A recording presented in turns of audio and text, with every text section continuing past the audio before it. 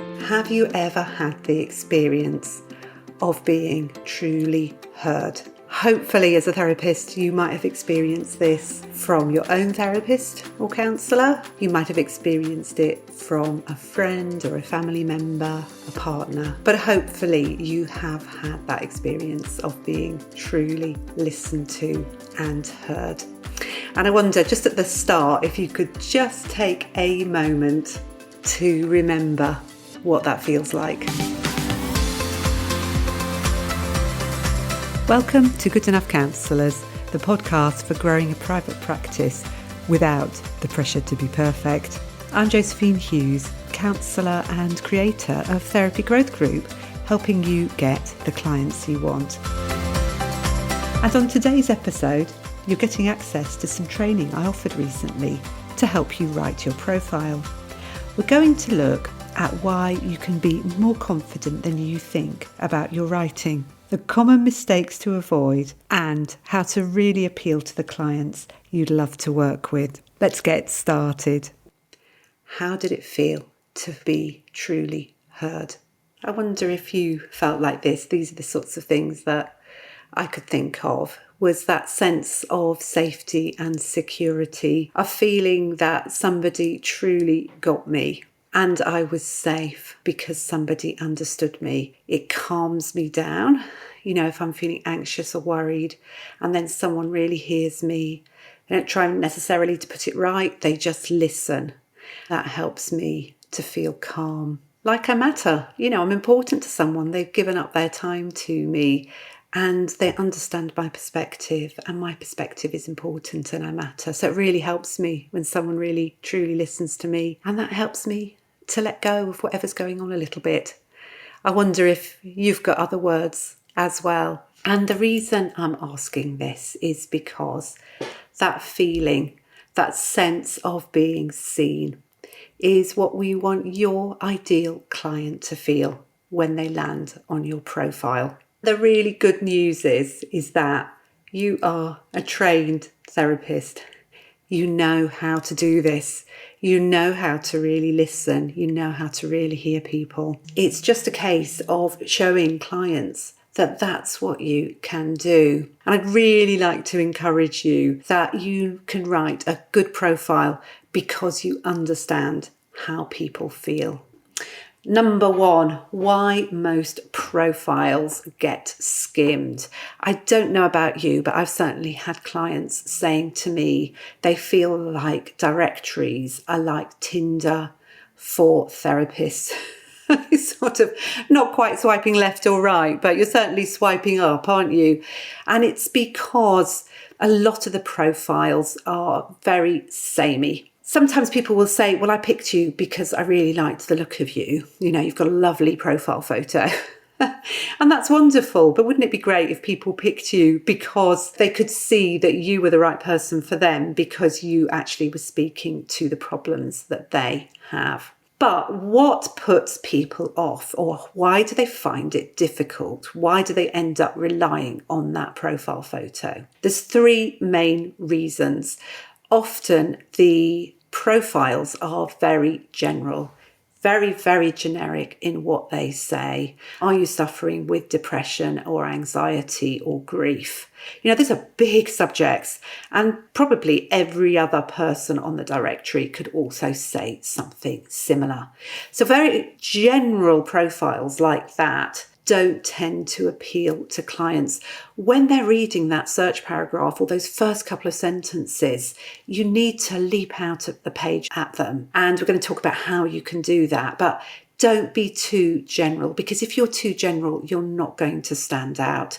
If you try to appeal to everyone, you're not going to connect with anyone. So trying to connect with everyone, appeal to everyone, means that you won't connect to anyone. We're so worried about narrowing down, and that leads to vague catch-all statements. And unfortunately, that doesn't speak to people. Clients are looking for you to be quite specific. I will tell you about that a little bit more in a moment. You need to have something that speaks to their personal experience. And when you're being very general, that is much harder to actually speak to people. So it's really important to think about who it is that you're trying to reach. A lot of the profiles are too similar. So I'm sure that you've seen this written down, people saying things like, I offer a safe, non-judgmental space. And I'd love to get £1 for every time I read that sentence when I'm looking through the directory profiles, because it's there an awful lot of the time. And the thing is, what I like to say to people is show, not tell. So you can show that you're non-judgmental. You don't need to tell them you're non-judgmental. You can show them you're non-judgmental. And I'll move on to tell you about how you do that in a moment. But in a crowded directory, sameness basically means invisibility. Number 3, you can make these profiles too focused on you and how you work. So doing something like starting with, your modality or your training, we think that's going to help people. We think that might show them that we're experienced, we're qualified, but actually clients aren't terribly interested in us at this point. When they're first looking, when they're first picking you out, they're looking for someone who is speaking to their problem and speaking about your qualifications or your training or your availability. Actually, they need to know more than that. They need something that makes them want to click through to your profile. You want to shift from I offer CBT and psychodynamic therapy to you might be feeling stuck or overwhelmed or unsure where to turn. It's just different. You're focusing on the individual rather than focusing on yourself. So this is what I'd really like you to remember from this particular section.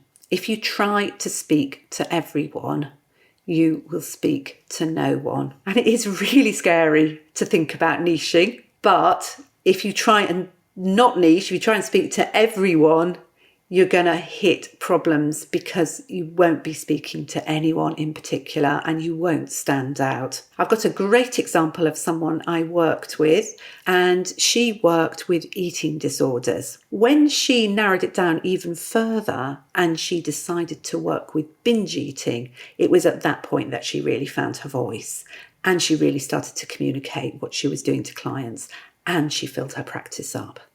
Being very clear about who you work with actually means that you stand out and you aren't the same as everybody else, and that can make a big difference. You can start drawing people who you want to work with when you're very clear about the types of people that you see.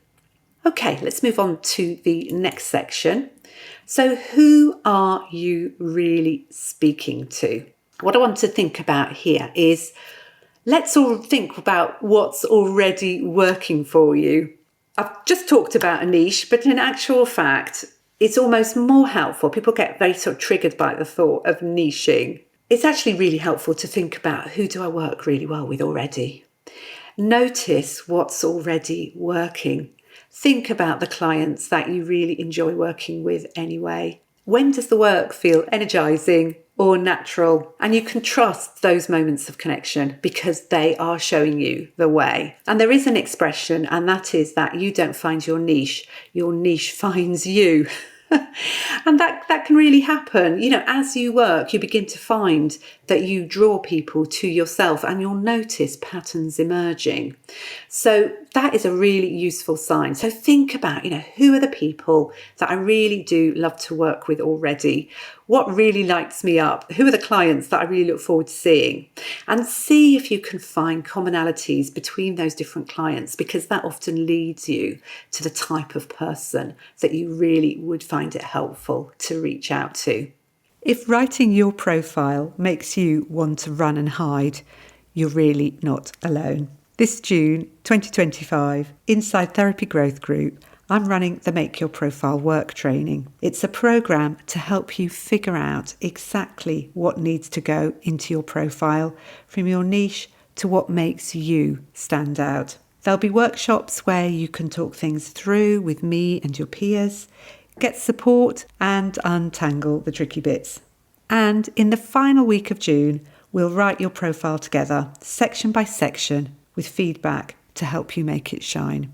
If you're ready for a profile that brings the right clients to you, just click on the following link, josephinehughes.com/therapy-growth counselling-group-offer, and you'll be able to join up there. I'll pop the link into the show notes, but do be quick because I'll be closing the group before the programme starts on the 2nd of June.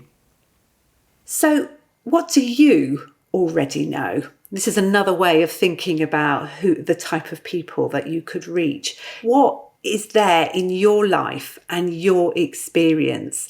And often it's this that is the real key to finding the people that you want to work with. For me, I'll give you an example. I found over time that I drew people to me who'd had difficult relationships with their mother. And that was my particular history. And I didn't realise when I first set out that those were the people that I would end up working with a lot. But that is actually what's true. And I think it's the way I wrote.